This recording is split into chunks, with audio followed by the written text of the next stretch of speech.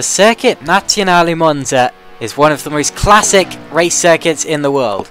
It's been hosting Grand Prix since pre-Formula 1, it hosted a Grand Prix in the first year of Formula 1, and it's hosted a Grand Prix in pretty much every single year consecutively, bar just a handful. Hello everyone, and welcome to Monza for round 4 of the 1967 Classic Formula 1 Championship with SimRacingOnline. I'm going to be talking you through it today. My name is Caitlin Penny, and we're currently watching Yucca Drug power sliding a Lotus 49 around the Lesmo curves. This is what we all signed up for.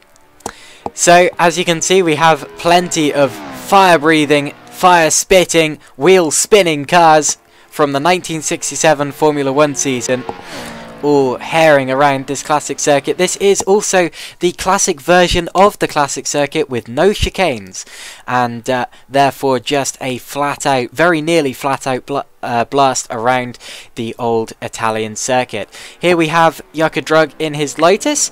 He is about to set the benchmark time in this session so far, and then we will be able to see exactly what sort of lap times we are looking for in this event. So Yucca about to cross the line. He was actually not the fastest in practice, which is very unusual, as Yucca has actually headlined pretty much every session we've had so far this season. So Drug goes to the top so far with a 1:27.765. The quickest we saw in practice was actually a 1:27.1, as Fabrizio Ferrante sets a 1:27.5. New driver here today, Pierluigi Italia. He is taking a McLaren around, and I believe that is an outlap, so I won't watch him just yet. Jens Vroos in a Honda, consistently challenging for the bottom end of the points, around about 6th, 7th, or 8th position. Remember that points go down to 3rd or to 6th place rather, so that's where you should be aiming. John Van der Geest went to 3rd temporarily.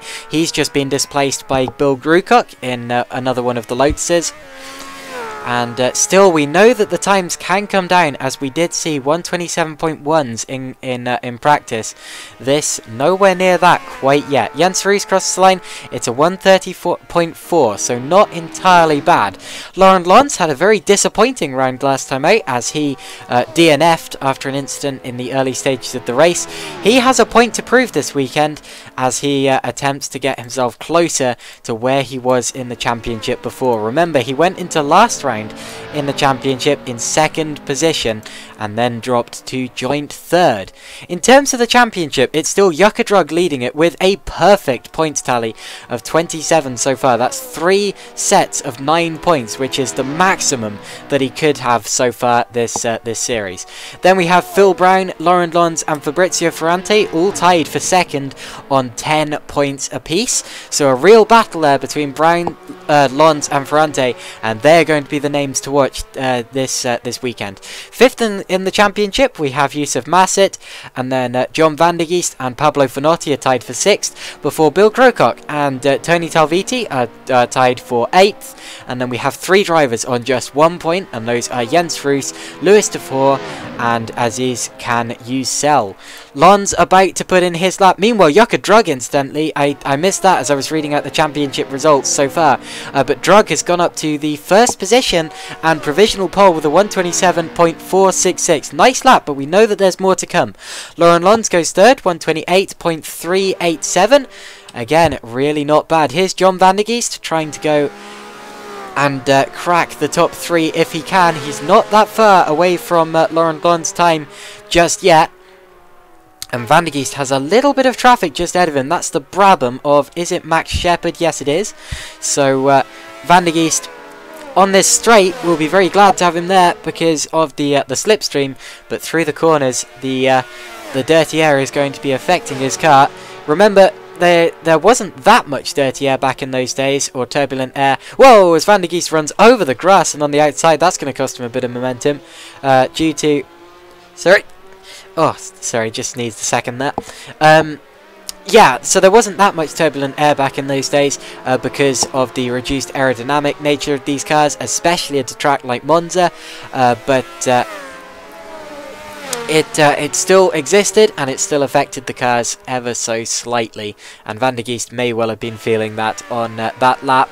But whatever the case, no improvement from Van der Geest as he made that mistake on the exit of Ascari. So we'll move up the road a bit and have a look at Can You Sell in the Honda. He joined us for the first time last time out and actually scored a point on his debut in this series. So Yusel is a driver who's getting quicker all the time and maybe one to look out for later on in this series, but he is currently only 10th in the order. Can he move himself further up? The driver ahead of him is Lewis Dufour in the Cooper. I was speaking to one of the Cooper drivers, Max Shepard, who is actually in a Brabham this weekend, or this Wednesday rather, after the last round, and he was saying that the Cooper is dreadful, absolutely dreadful to control. But Dufour, actually now that I think of it, Dufour will not be in a Cooper today because he has also moved to a different car. And I'll have a look in a bit to see exactly what car he has moved to. But whatever the case, Can You Sell going down the back straight will be getting a distant tow from the McLaren up ahead, and he will also be giving a slight tow to John Van der Geest directly behind him through the Parabolica. Oh, and into the gravel. He's made a mistake and he's gone into the bank on the outside. So that was a mistake there. Here's Phil Brown. Now Brown setting his first lap here. What's the lap? He actually goes 8th. So Brown a little way down in the Ferrari on Ferrari's home turf at the minute, which is disappointing, seeing as Brown is going to be definite. Oh, big slide there from Henri Miettinen there, going into the barrier. That's a big incident, as he slides along the guardrail and comes to a halt. So no improvement there from Miettinen on his, I think, debut with the series. Let me just double check that. I was saying something there and I've completely lost my my chain of thought. But yes, Dufour. Let's see what car Dufour has taken. That is a... Oh, it is still a Cooper. So Dufour still in the Cooper, which he's been in for the majority of this series, and that will be a car that will handle better this time out than it did last time out, as it has a lot of power, which will help it on the Monza circuit. Yucca Drug setting another fastest lap, 1:27.314. Can anyone beat that? Yes, they can, and they instantly do, as Fabrizio Ferrante in the Eagle goes to the top, 1:27.270. That is a very, very quick lap, and I don't know if Drug can go faster because he has got traffic on this lap here. And that is going to be in fact, he's slowing, so Yucca is not going to be taking pole position for the first time this series. No pole position for Yucca Drug. Now, can anyone else challenge? I want to see if I can find John Van der Geest and see...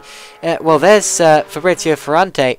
I want to see if I can find John Van der Geest and see if he can go any faster in the Eagle. He's actually stopped on track, so no improvement for John Van der Geest. The checkered flag has now come out, and let's watch the drivers as they come past the line. Laurent Lons is not pushing on this lap, I think.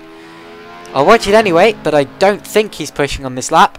And he is about to cross the line to complete his last lap. He's currently 4th, and he does improve to 3rd, 1:28.087. Sorry, I didn't think he was improving, but he did. Here's Max Shepard in the Brabham, and he's very glad to be in the Brabham this weekend rather than the Cooper he was in before, and he does improve but doesn't move up the order. He stays 13th. Through the final corner comes Fabrizio Ferrante. He goes to the pit lane, currently on pole position. I don't know if anyone can do anything about that. I don't think they can. Lewis Dufour pits. He's 11th. What about Jens Vroos? Currently 14th. Can he get himself up into possibly the top 10 as he crosses the line?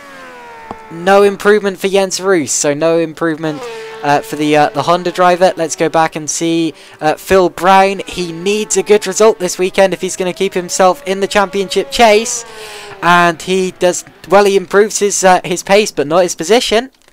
More drivers peeling into the pits now. including Henri Miettinen. Is anyone else on a lap? I don't believe they are, because Lons has already crossed the line. So that means it's going to be Fabrizio Ferrante who takes pole here at Monza on Ferrari's home turf. It's an Italian driver in an Eagle, rather, not a Ferrari, sorry. Yeah, Italian driver in an Eagle who takes pole position out of Jukka Drug in the Lotus, Laurent Lons in another Lotus, John Van der Geest, Bill Grewcock, Henri Miettinen, Phil Brown, Yusuf Masip, Pierluigi Italia, Tony Talviti, and then we have Defour, Ussel, Shepard, Roos, and Bosga. Those are 15 drivers, and I don't know if Carl is going to be starting this race or not. He may well be, but if he is, he did not set a qualifying lap. Just a couple of minutes now until the start of the race. So let's look at the different cars we have in this field. Fabrizio Ferrante, who will be starting on pole position, is in an Eagle, Dan Gurney designed car, the blue one there. Closest to the camera. We then have an assortment of Lotuses, including Jukka Drug, our championship leader, and Laurent Lons, joint second in the championship.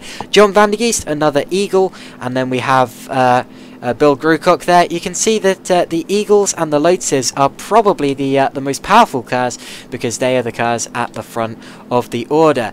Henri Miettinen is in our first Brabham. The Brabham car actually won the championship that year, but tended to excel at the slower and tighter circuits. Phil Brown, the first Ferrari. This, of course, actually, I think the only Italian car on the grid, the only Ferrari on the grid, rather, at Monza of all places. Another Brabham with Yusuf Masip before two McLarens, Pierluigi Italia and Tony Talviti in the first generation McLaren. Then we have our single Cooper of Louis Defour, followed by Canusel in the Honda, Max Shepard, Brabham, Roos Honda, Bosga, Brabham. Then we have ignore that Ferrari, then we have a Lotus. Matteo Santini also in a Ferrari. I don't know if he's starting the race or not. So we are now about to get this race underway in just 22 seconds now. Don't go anywhere, as we have Fabrizio Ferrante hoping to keep the lead down towards turn 1, but he will be on the outside of the grid. What can Lons do? What can Jukka Drug do? He will be starting directly in the middle. Watch for the lights. When the 6 lights go out, we will be underway here. Caitlin Penny ready to talk you through it. Go! Away we go. The race has begun. And let's go back to the pits now as they head down to the start of the race. The first corner rather. It's Jukka Drug who leads through, but there's a big crash behind. Huge pile-up. Many cars involved. There's McLarens, there's Hondas, there's Brabhams, all strewn across the track. Oh my word, I hope everyone's got through there with minimal damage, because we had many drivers involved in that one. It looked as if a McLaren got turned across the front of the pack, but whatever the case, Jukka Drug is leading us through, followed by Ferrante from pole, then Miettinen, Masset, Van der Geest and Shepard. Shepard got through it in 6th place there. Then we have Jens Roos, Ussel, Talviti and Grewcock, the top 10, and Italia, Bosga, Stieg, Brown, Defour and Lons, all affected by the incident. Laurent Lons. Now, judging by the fact Lons started on the front row of the grid, I would expect that the McLaren probably got confused by Lons slowing off the start and couldn't quite avoid him. That's what I'd assume from that anyway, but whatever the case, Laurent Lons just can't catch a break, can he? Very unlucky driver in that Lotus there. Now at the front of the field, we have Drug leading Ferrante through. Brown past Stieg further back. Oh, more incidents there. Ferrante ran onto the gravel on the outside, and Yusuf Massid's going up into 2nd position, as also I believe Miettinen made a mistake, because he was 3rd and he's now having to defend from Max Shepard for his 5th position. And this is actually the race for the points too, seeing as the top 6 score points. So the chain of 6 cars that you're seeing here are the drivers who would score points if the race was to finish like this. Canusel has just passed Tony Talviti for 7th place. And I don't know whether Talviti was the McLaren involved in the incident. I think it may have been Pierluigi Italia who kicked that all off. And whether it was his fault or not, I don't know. We'd have to look back at the replay afterwards. But whatever the case, it seems as if everyone's still running in this race, which is good to see. We've had a change for 3rd as Masset's run wide. And Ferrante's got back through into 2nd. Look at John Van der Geest also on the outside there, just behind him. Tony Talviti's gone up into 7th place ahead of Canusel. and we've had plenty of chopping and changing on just this second lap of the race. The crucial stage of the race where track position really comes into play and really matters. And you can see how the field's spreading out already, and that is all down to the incident at the start. Can you sell now? Just ahead of Tony Talviti. They're scrapping. And at this circuit, of course, slipstream is really going to come into play as Jens Roos runs over the grass in the background there. But yeah, slipstreaming is absolutely going to come into play as this track has many long straights, many miles, many kilometers of long straight. And pretty much no braking as well. So it's all going to be down to slipstreaming. And talking of slipstreaming, here comes John van der Geest going through on the inside of Yusuf Massett. And he gets it done far before turn 1 there. So van der Geest up into 3rd place in the Eagle. But is he going to run wide at turn 1? He is, but I don't think that's going to affect him because he doesn't touch the grass. And he continues to run in 3rd place out of Yusuf Massett. What can Massett do about getting him back later on in the lap? Oh, he's going to run wide there and he's in the wall. Yusuf Massett's made a mistake, and I saw someone else going sideways in the background too. But yeah, Massett ran wide and touched the barrier there. And does he have damage? Maybe slightly. It looks as if his steering's hanging slightly to the left there. But he seems to have got away with it surprisingly lightly. Here's Canusel, still fighting with Talviti. They've been swapping places all lap. Really a battle to be best of the rest, as they're a little way off that chain for the points paying positions. Usel's going to run wide on the exit, but he's going to keep the place there for 7th for now. Reminds me of a battle that... it reminds me of the battle at Spa when we did the historic Formula 3 Championship. You can go back and watch that if you like. Between Joshua Penny, Jacob Pegg, and Maciej, the Polish driver. Michał Mazurek, that's it. Sorry. But yeah, they had a fantastic slipstream battle at Spa back then, and this is very much bringing back memories of that. As Canusel and Tony Talviti swap places. Looking further up as well, Henri Mietinen's got right into the back of Yusuf Massett and the fellow Brabham. Seem to be spreading out a little bit at the front.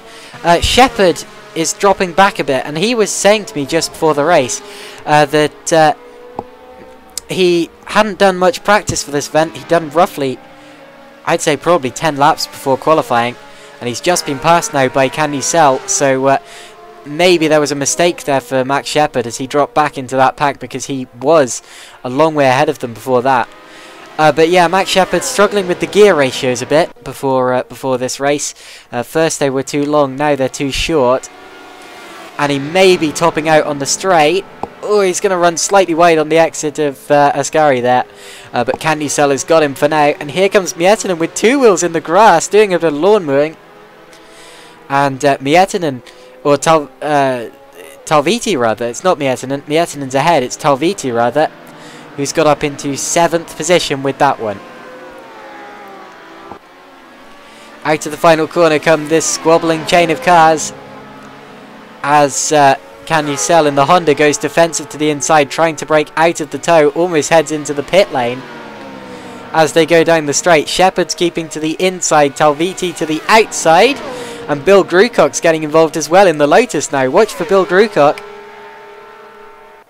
as they head through turn 1. Surely someone's got to back off there, and it's Grucock who does. And that was never going to work. They were never going to stay side by side there. We've had a change for 4th now.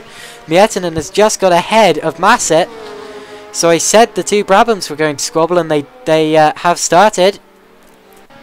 You don't know where to look in these opening stages of the race as Massett, or Miettinen rather, drifts to the outside and very nearly touches the barrier, but manages to keep it under control as Massett goes side by side with him under the old banking.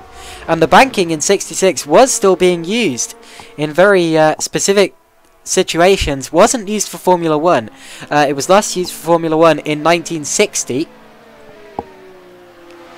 As Still, Massa and Miettinen go side by side in the Brabhams. That's quite a sight there down towards the Parabolica.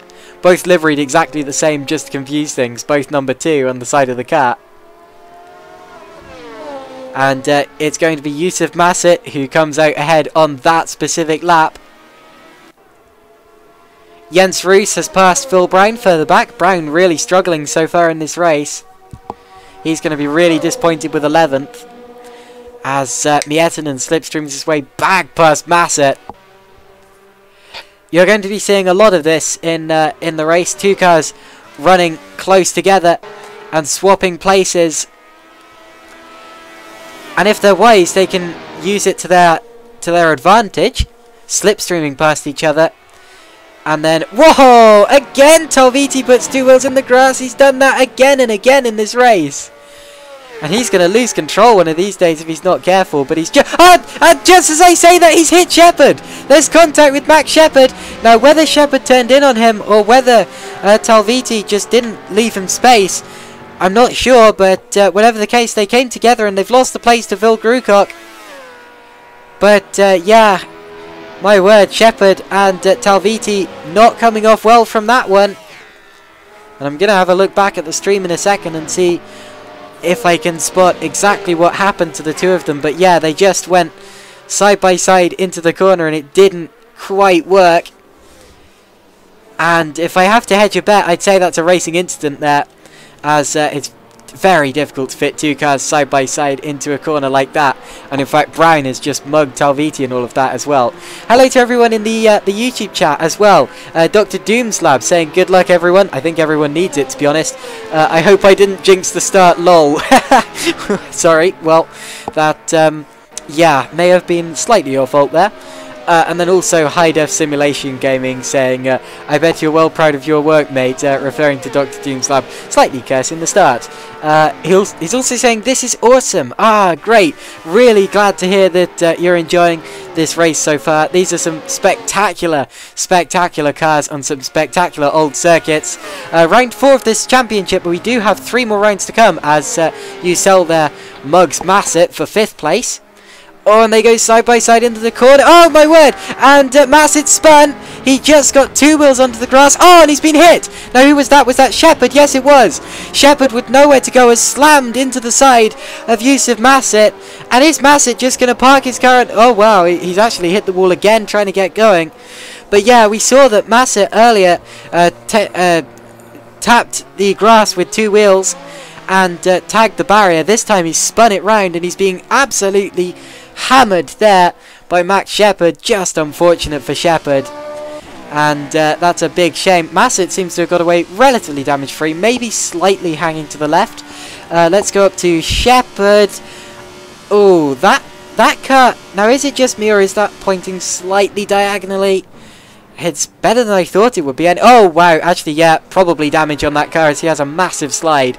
And he's going to be very frustrated with this. He was very frustrated after last round with the badly handling Cooper. But this time yeah, very frustrated with that incident, as Lons there slipstreams his way past Jens Roos. And as I was saying, yeah, this is round 4 of the championship, but we do have 7 rounds, so still 3 rounds to go. And I will be live streaming all of them in consecutive weeks from now, so don't go anywhere. And you will be able to witness races from more classic circuits, including the Oostenrijkring, the Feldbergring and Zandvoort. That is Oostenrijkring, then Zandvoort, then the Feldbergring. I don't know why I read them out in a slightly dodgy order. But whatever, yeah, whatever the case, there you go. Hello as well to Matthew Hendy joining us in the chat today. Good to see you here today, and good to see everyone else who may be joining us live, and also everyone else who's watching us afterwards as well, as this stream will be uploaded after the event, and whenever you're watching us, you're welcome to it. And we hope you're enjoying it. I'm certainly enjoying this so far. These are some spectacular vehicles, as I know I keep saying this, but I just can't get enough of watching these 1967 Formula 1 cars going at it around a circuit like this. Just look at that! Absolutely scooping his way through the corner as John van der Geester and the Eagle. In fact, if I can find a nice duo running together, let's ride on board for a bit. Let's go on board with a Ferrari here at Monza, of all the best places to go on board with a Ferrari. We've just exited the Curva Grande, which used to be a much more spectacular corner than it is these days. You really had to be careful as you wrestled the car through there. Now up towards the Lesmos. There's the first one, and here is the second one. Now we head onto another straight, and actually I think we may have a pass inbound here because Bill Grucock just made a slight error up ahead. And Brown will be getting the slipstream from that car now as we head under the old banking and through the left-hander at Ascari, dipping two wheels onto the grass as he goes, hooking it in. Absolutely brilliant driving and brilliant car control from Phil Brown. Now in the slipstream of Bill Grucock. And to the outside as we go through. Parabolica, and he's off! He's off as his Canusell's off as well. Brown just missing his braking point, trying to get past Grucock. Missing his braking point and sliding straight on. He's now going to get passed by Laurent Lons on his recovery drive. And then we had Tony Talviti also going through, and up ahead Canusell went wide and lost a place to Bill Grucock, and Grucock is currently on course for some points here today if he finishes where he is now. But yeah, just an unfortunate mistake there from both Ussel and Brooks. Brooks possibly going off slightly, or not Brooks, Brown rather, sorry, going off slightly in sympathy.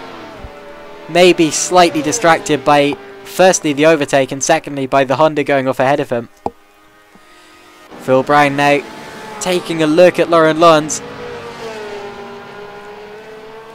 Very close. The modern Formula 1 Championship, the 2019 season, is launching in just a few weeks' time with its pre-season testing in Barcelona. So it'll be interesting watching those after seeing this classic, well, I'd like to say primitive. It is primitive, but also extremely exciting and adrenaline-filled racing of old. And it'll be nice to see the comparison as well. In my opinion, there is no golden era as Formula 1, and there is no era that's better than any other era decisively. There's just different. And this, well, this is absolutely fantastic as Jens Rooster makes a slight error and gets passed by the Cooper of Louis Dufour. So Dufour up into 10th position there in the Cooper. The only Cooper in this race, in fact. And now Jens Roos gets him back with the slipstream. Talking of Honda, I don't want to upset any Honda fans, but they were much more successful back in the 60s than they are now, I'm afraid.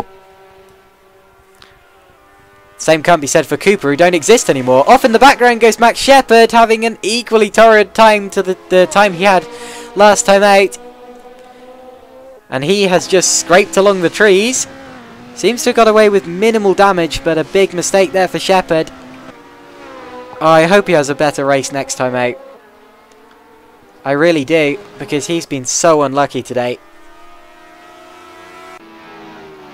Ah, no, up ahead, we seem to have had it move as Laurent Lons has got past Tony Talviti. His next target will be Canusell, but not if Talviti can get back at him.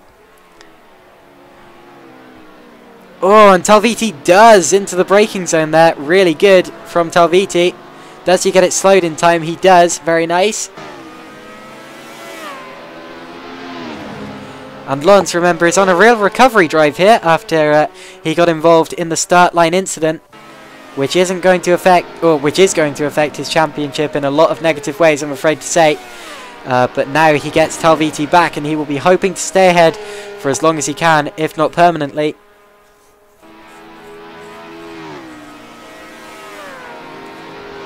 through the Curva Grande. Sounds very majestic in Italian. Really just means big corner. It's like if you had a corner at Silverstone just named Big Corner. But anyway, off in the background goes Talviti there. I saw him ducking to the inside, and I predicted that was going to happen, kind of in my mind. Just took a slightly dodgy line through the corner and ended up paying the price for it. And doesn't appear to have picked up any severe damage, so that's good. As he continues to head on his way, but now might be slightly closer to coming under attack from Phil Brown there in the 9th position.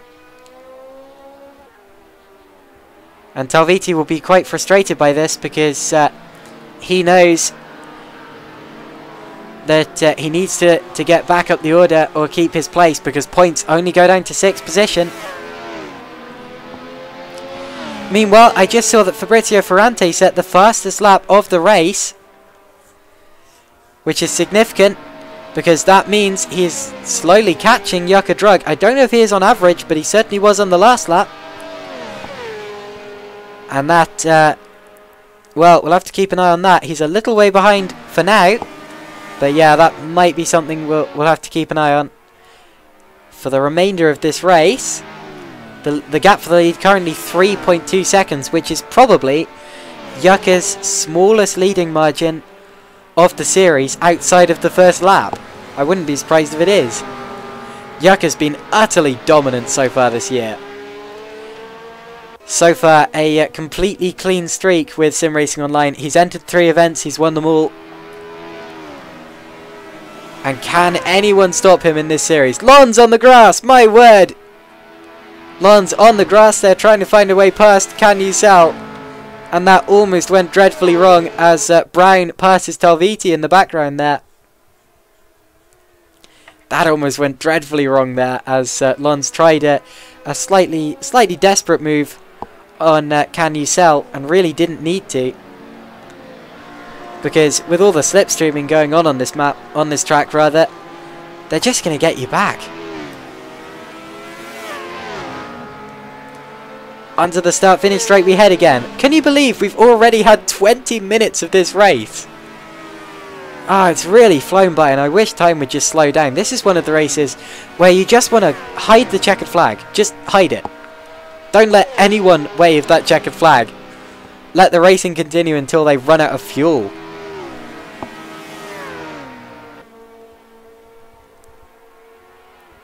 Through the Curva Grande, Laurent Lons in the slipstream. Behind the Honda of Can You Sell?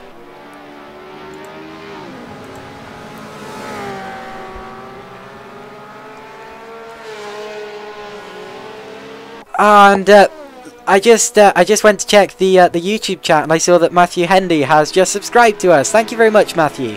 Thank you very, very much. And I'm glad you're enjoying this this race so much. That's really, really good. It's my pleasure to live stream these races and to bring them to you, because I absolutely adore these cars, as I know a lot of you do, and to be able to share that is a pleasure. Dr. Doom's Lab says most things sound better in Italian. Yeah, absolutely they do. Matthew Hendy, 365 days of Monza. Oh, well, I don't know if I'd want the race to continue quite that long, but anyway, Lons side by side with Ucell down the start-finish straight. And they both set their fastest laps of the race that last time round. They're both absolutely going for it, with each other's slipstream plus the slipstream of Bill Grucock up ahead. And who's going to back off here? The corner belongs to Can You Sell? And Lons in the Lotus tucks in behind him. The Lotus, probably the most iconic car from that era, especially in the Jim Clark colours. This is an era, of course, before sponsorships. But oh wow, as Can You Sell touched the wall there. Title sponsorship of cars only started to be implemented in 1968, so the following year from this. And that was when you started to get the gold leaf Lotuses and the shell Ferraris. As, oh my word, side by side through Ascari, you have to have so much guts to do that. And he's pulled the move. Great move there from Laurent Lons. Really, really good. Also in 1968, we saw the introduction of aerodynamics. So 1967 saw the end of an era. It was the last year of Formula 1 history without wings, thus making it one of the least safe eras of Formula 1 history, because as well as the cars being incredibly fast, they also didn't have much grip. So yeah, it was an incredibly dangerous time for Formula 1. And it became, well, it stayed just as dangerous when wings were added, because although they had more grip, if a wing failed, which wasn't unlikely, you were pitched off at very high speed. And also it did mean you were going faster through the corners, so if something went wrong with the wings, you know, that was even worse.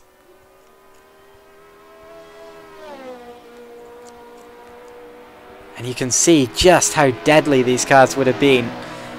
They are just, well, they're just barrels with fuel tanks strapped behind the driver's head. And talking of the driver's head, there's no protection. And when I say no protection, I mean none.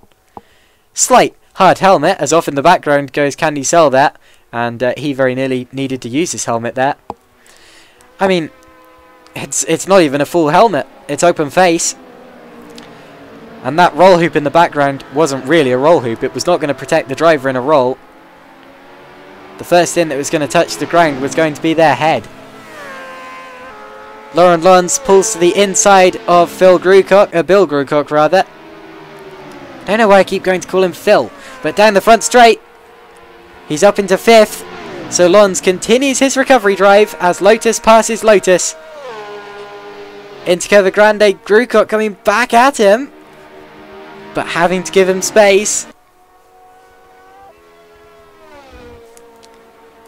Now, can he find a way back past? Lons attempting to continue his recovery drive. He's got Henri Miettinen just 4 seconds up the road. And then there's a massive gap to John van der Geest of 20 seconds. It seems that the top 3 are really getting away here. And the top 2 especially, as they're over 11 seconds ahead of John van der Geest. Now, how do you pull away from someone on a track like this? You really have to break the slipstream and be long gone before they can get it back again. But that's what the top 2 have been doing. And the gap between the top 2, incidentally, has been remaining very, very steady. It's not been coming out or in. As back to the inside goes Grewcock. Does he get it slowed down in time? He does, just about. Through Curva Grande. Laurent Lons on the exit, trying to come back at him. Sorry for fiddling with the cameras, but that is a great, great view. If only we'd had onboard cameras back in those days. Look at, I believe we have slight suspension damage on Laurent Lons' car there. It's not pointing directly straight, which may be as a result of the first lap accident. Into Curva Grande again, around the almost completely unprotected tree on the inside. And Bill Grewcock, look at that in his mirrors, it's like a shark. To the inside, Bill Grewcock is through. Is he? They're still side by side. I'm going to go out so you can see this. And through. Really, really nice move there for Bill Grewcock. Really nice.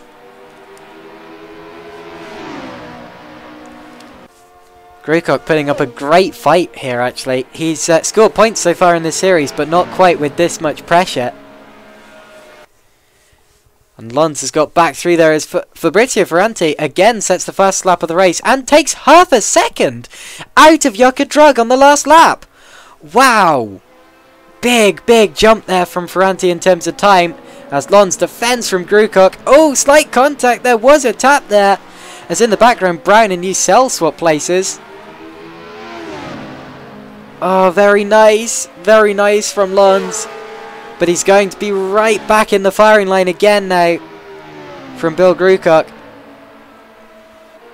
And this won't be helping them, because if they were doing this all on the straights, it would be, but they're not, are they? They're continuing it into the corners, and they're having to go defensive, and it's just holding them up, and it's stopping them from getting onto the back of Henri Miettinen up ahead. Oh, another slight tap, I think. As Grucock looks this way and that, he's going to the inside of Delesmers now. And Lons was forced slightly wide there. Oh, keeps it out of the barrier.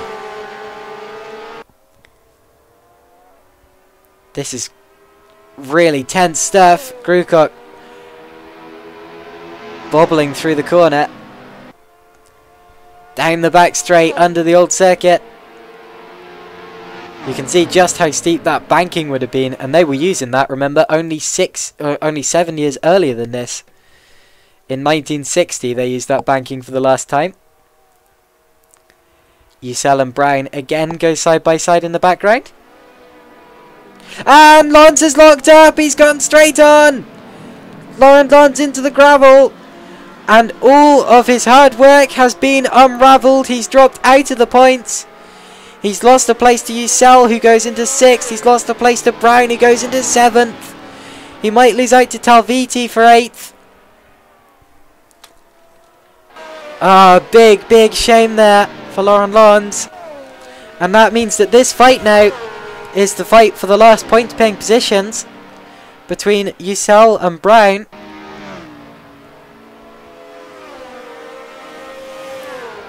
And that's over 6th place as Talviti tries to get past Lons in the background.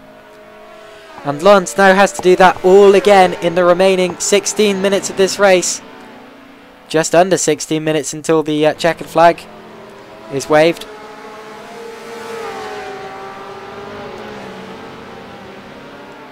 Phil Brown to the inside of Can Yücel. That's not going to work through there.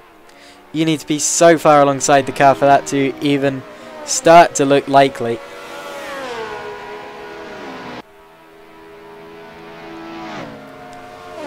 Down the back straight, we have a real chain of cars here, as they've now caught very nearly to the back of Miettinen, and Grucock just ahead of him. We have a chain of 6 cars. It's looking a lot like the end of the 1969 race, I believe. 71 race, sorry, where we had the closest finish in Formula 1 history. 4 cars separated by less than 0.2 of a second it was.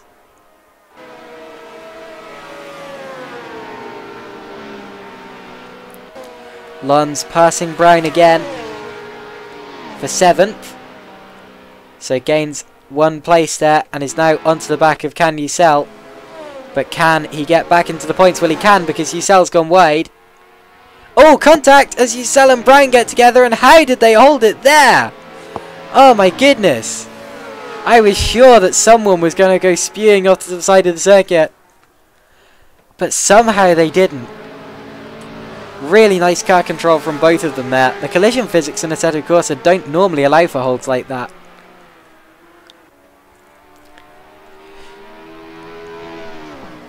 Good evening to Claire de Forcrand, who says, zoom to this finish line, Lewis, and that will be referring to Lewis Dufour, who's currently in 10th position, so needs to make up a couple of positions. He's going to score points in this race, but yeah, still doing a good job, looking like he's going to finish the race nicely.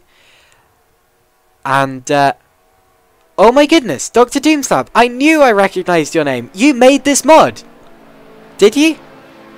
Oh my word. I had no idea. Well, I'm honoured to be in your presence, Dr. Doomslab. These are some fantastic cars. I'm genuinely a massive fan. Oh my goodness. I knew I recognised your name. Wow.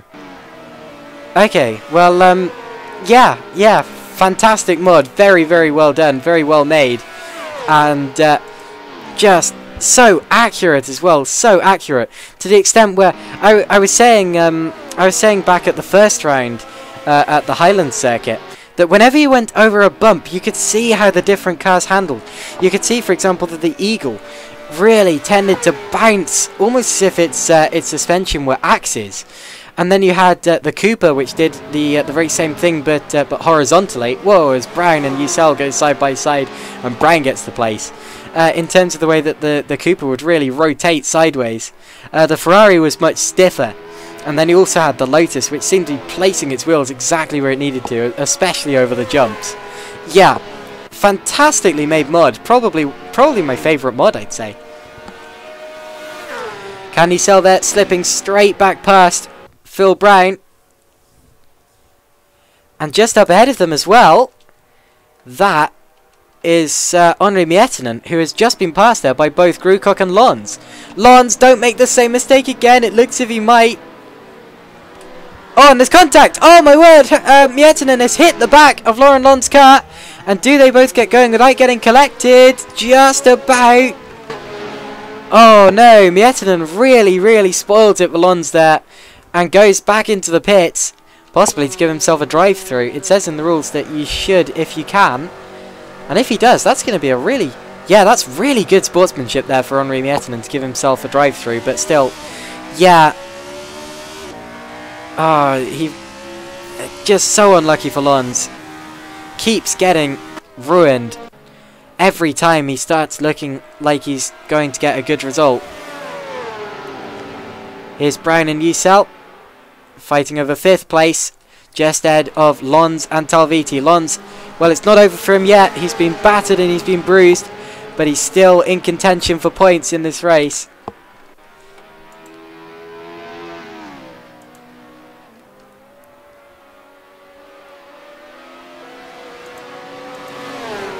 Down the back straight. Brown tried to get past Talviti there. Talviti gets him back. And Talviti is up to 5th. If he finishes here, I believe that will be his first points of the series, will it? I'll just check that. No, he did score 2 points last time out. Okay, ignore me that.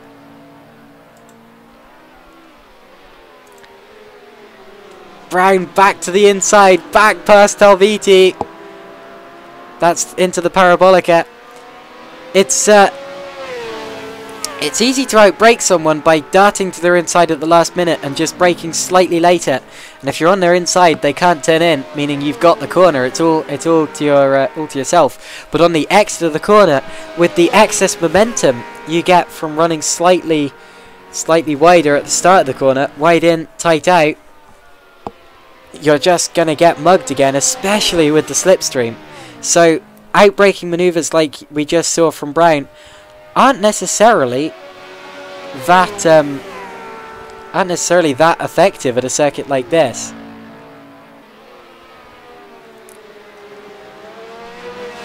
Meanwhile, the gap for the lead has come down now to less than 2 seconds between Drug and Ferrante. I'd show you that, but I want to keep watching this battle here. Oh, Talviti tags the wall. But yeah, Drug and Ferrante getting close, so that's something we've got to keep watching. Excuse me for a second. Sorry. Just quick sneeze. But yeah, everything's fine and dandy. Brooks still leading Talviti, Ucell and Lons down the back straight. Lons dropping back a little bit now. Is there maybe damage to his car? That'd be gutting if there was. I don't think so. Continuing on his way in 8th place.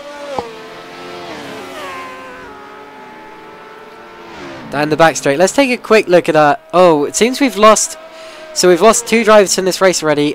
Max Shepard and Carl Stieg. Very disappointing for both of those. But have a look at this. That is Fabrizio Ferrante in the Eagle catching Jukka Drug in the Lotus. And we only have 8 minutes of this race left, but at the rate he's catching, it's not entirely unlikely that we might end up with a move later on. Quite possible. Yeah, Lons is definitely dropping back from this fight, I'm afraid to say. It's Brown, Ucell and Talviti as someone just set the fastest lap of the race. And I think that may have been Drug responding to Ferrante. Or was it Ferrante responding to drug? Who knows?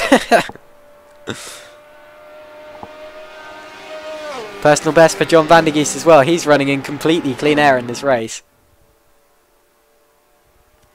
I don't think we've actually seen John Van der Geest since the first lap, roughly. Talviti and Yücel have come together. Off into the wall goes Yücel. Oh, they came together in a completely straight line there, and they've both gone into the gravel there. And can they get going without further incident? Oh, I'm afraid Talviti has turned off into the wall. Oh, severe damage for Tony Talviti, possibly. Seems to be really struggling with that rear end.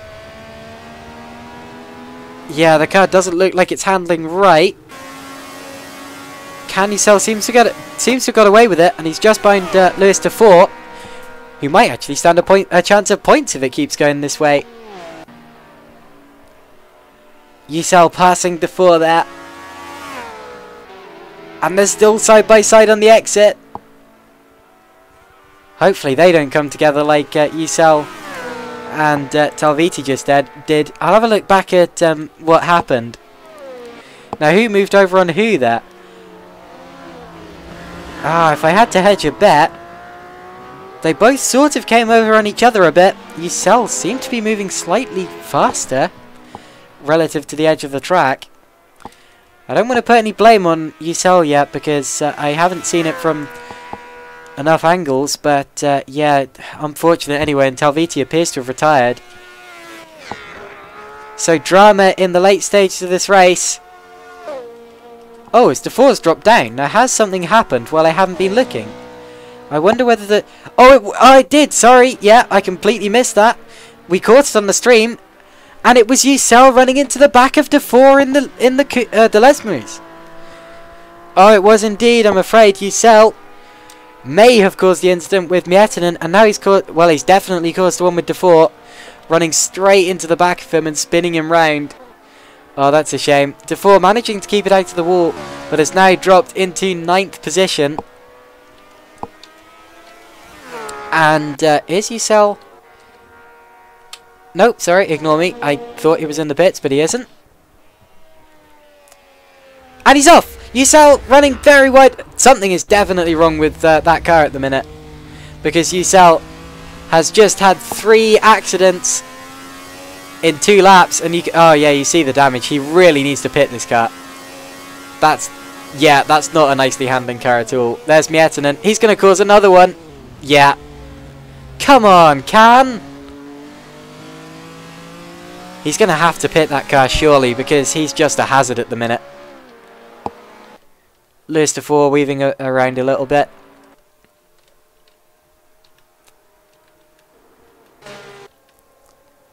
And here... No, that's Fabio Bosca. And here are the leaders in traffic. Ferrante catching drug. He's less than 1.5 seconds behind him all of a sudden. Oh my goodness. It's really hotting up for the lead in these late stages of the race. Now, the cars you're looking for in this are the Lotus. That's our leader, Yucca Drug, in the slipstream with the Brabham. And then the Eagle just behind. That's the car with the white stripe down the middle. That one. That's Ferrante in second. So close at this point in time. And with the traffic as well, Drug's heart will be in his mouth.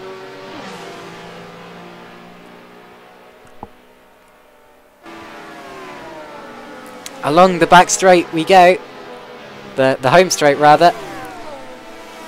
And is Drug going to be able to get past him nicely? Oh, he has done, and he's now put 2 cars between him and Ferrante. Ferrante's not going to like that one. Now, can Ferrante get past them just as cleanly? Let's hope so.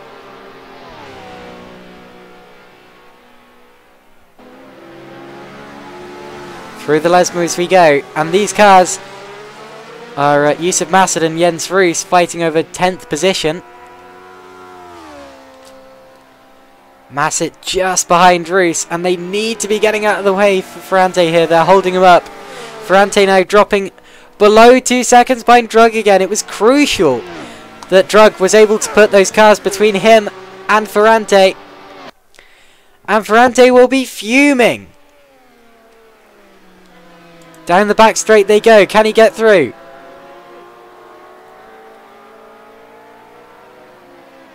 Oh, Tony Talviti in the YouTube chat saying, want to comment? Not giving one.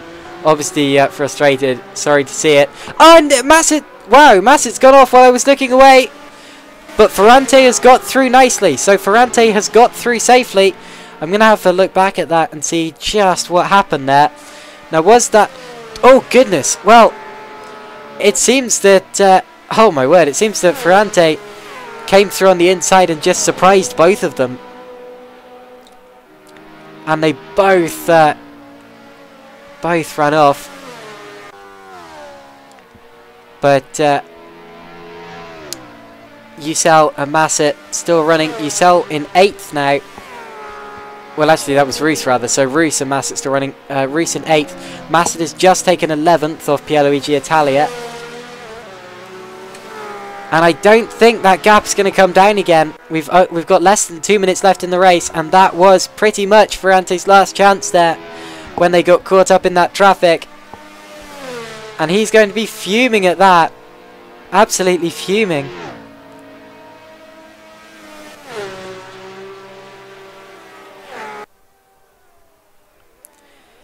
In other news, I don't think Canusel pitted, so he's still going to be driving a damaged and badly handling car.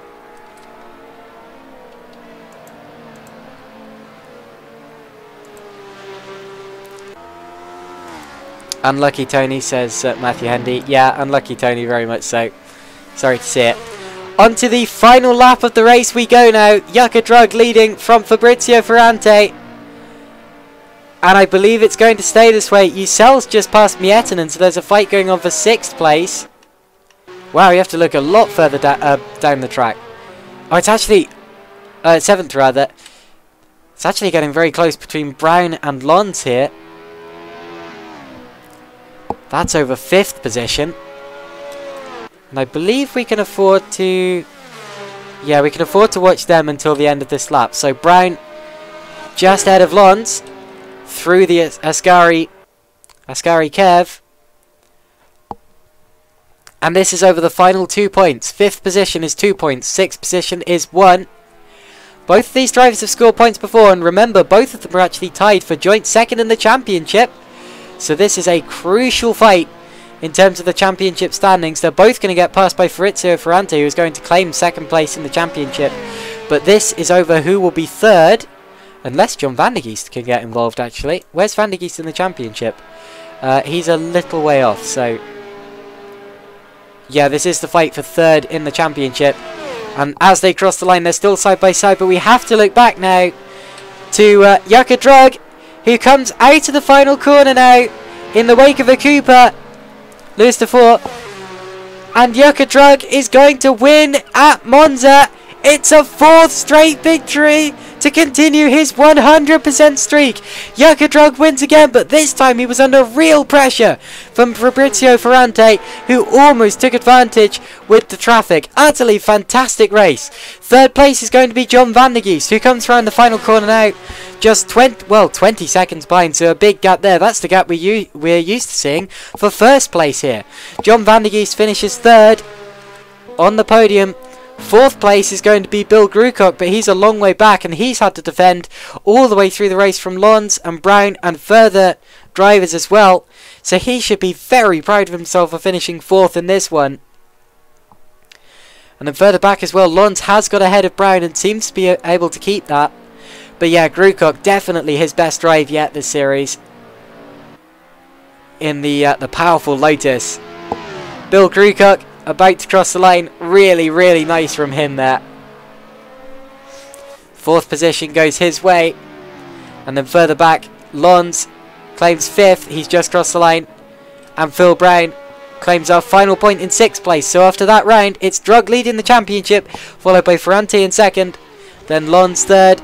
And Brown 4th, I think, unless Van der Geest jumped him, but I don't think he did. That was Ucell crossing the line in 7th, then Miettinen 8th.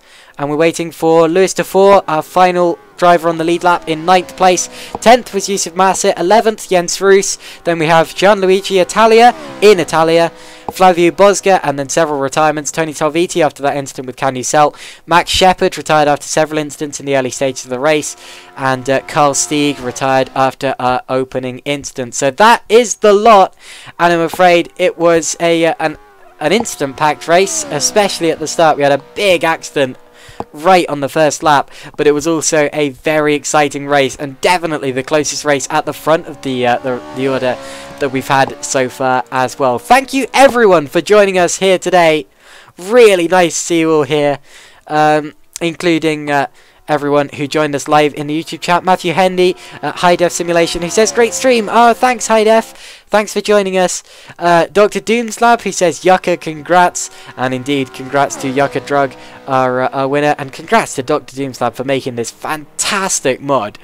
Matt Hendy says, yeah, definitely we'll be watching again. Great commentary. Fantastic. Well, we will be going live again next week, which will be at the Oostenrijk-ring, the classic Oostenrijk-ring with no chicane. So it's going to be another slipstreaming battle. I almost said something a bit weirder. Yeah, never mind. But whatever. Yeah, the Oostenrijk-ring will be round 5, and then we will have Zandvoort a week after that, and the Feldberg-ring a week after that. So yeah, no shortage of fantastic 1967 Formula 1 action, and we will see you all next time. Goodbye!